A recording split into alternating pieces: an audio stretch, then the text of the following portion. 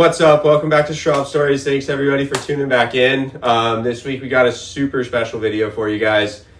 I wanted to kind of outline, what I've done in the past and how I've built all these experiences through just a piece of foam and fiberglass, and kind of give you some insight to the different types of boards I was riding in different videos, why I was riding, why I was choosing them, and what kind of waves I was surfing with each different individual board. But you know the rules. We're going to jump right into the clip. We're going to go through that and we're going to meet you back here. We're going to chat about all the different boards that I have and why I have them and where they're applicable. So I'm not going to go through every single board because I don't want to be a 45-minute long video, but we're going to pick out a couple highlight boards that I've had over the years and that I've really enjoyed and what makes them so special. So follow along.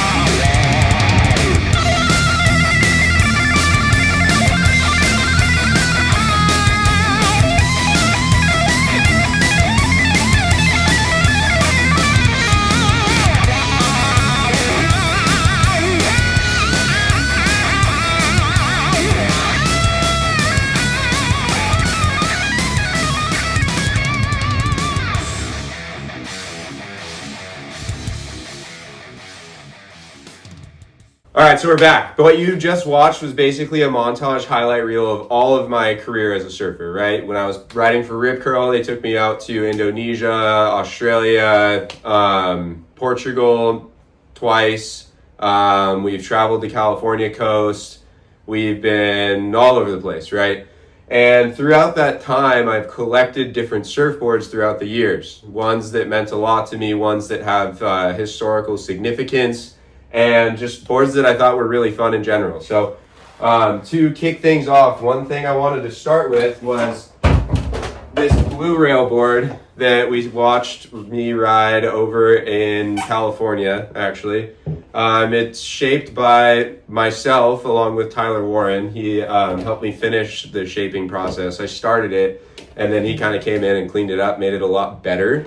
But the reason I wanted to talk about this board is I wanted a board that was made for like small, or not necessarily small waves, but like really steep waves. So the pocket was really small, like slabs, for example, or things like that. So what I created, or what the idea behind the board was to get a short board that paddles really well.